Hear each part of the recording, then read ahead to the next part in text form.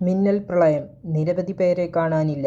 ആദ്യം തന്നെ video like ചെയ്ത് കാണുക. ചാനൽ സബ്സ്ക്രൈബ് ചെയ്യാത്തവർ സബ്സ്ക്രൈബ് ചെയ്ത് തൊട്ടടുത്തുള്ള ബെല്ലൈക്കൺ എനേബിൾ ചെയ്യുക. നേപ്പാളിനെ പിടിച്ചുലച്ച മിന്നൽ പ്രളയത്തിൽ മരണം 95 ഉയർന്നു. മരണസംഖ്യ ഇനിയും ഉയരുമെന്നാണ് റിപ്പോർട്ടുകൾ. 105 ഇന്ത്യക്കാരും 37 പ്രവാസി ഇന്ത്യക്കാരും ഉൾപ്പെടെ 400ഓളം പേരെ കാണാതായതായാണ് റിപ്പോർട്ട്. 250ഓളം പേരെ രക്ഷപ്പെടുത്തിയതായി നേപ്പാൾ പ്രധാനമന്ത്രി അറിയിച്ചു. അപകടബാധിത മേഖലകളിൽ രക്ഷാപ്രവർത്തനം തുടരുകയാണ്. ടിബറ്റിനോട് ചേർന്നുള്ള റസുവ ജില്ലയിലാണ് വൻ നാശം വിതച്ച് മിന്നൽ പ്രളയമുണ്ടായത്. നിരവധി കെട്ടിടങ്ങൾ, വാഹനങ്ങൾ, വീടുകൾ, പാലങ്ങൾ തുടങ്ങിയ മലവെള്ളപ്പാച്ചിലിൽ ഒലിച്ചുപോയി. നുവാകോട്ട്, ദാഡിങ് ജില്ലകളിലും കനത്ത നാശനഷ്ടങ്ങളുണ്ടായി. അതേസമയം അപകടസ്ഥലത്ത് കുടുങ്ങിപ്പോയ മലയാളി വിനോദസഞ്ചാരി സംഘം സുരക്ഷിതരാണെന്നാണ് സൂചന.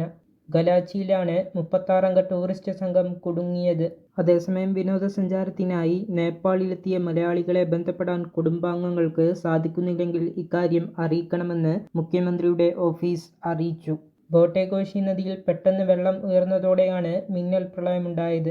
ടിബറ്റൻ മേഖലയിൽ നിന്നും വൻതോതിൽ വെള്ളം ഇരച്ചെത്തി. നിരവധി മരങ്ങളും വീടുകളും പാലങ്ങളും വെള്ളപ്പാച്ചിലിൽ തകർന്നു. നിരവധി ഗ്രാമങ്ങൾ ഒലിച്ചുപോയി. മിന്നൽ പ്രളയത്തെ തുടർന്ന് കുതിച്ചെത്തുന്ന വെള്ളം ഗ്രാമങ്ങളെ തുടച്ചു നീക്കി മുന്നോട്ടു പോകുന്ന ദൃശ്യങ്ങൾ സമൂഹമാധ്യമങ്ങളിൽ പ്രചരിക്കുന്നുണ്ട്. ജനങ്ങളോട് ജാഗ്രത പാലിക്കാനും ഉയർന്ന സ്ഥലങ്ങളിലേക്ക് മാറി താമസിക്കാനും സർക്കാർ നിർദ്ദേശം നൽകിയിട്ടുണ്ട്.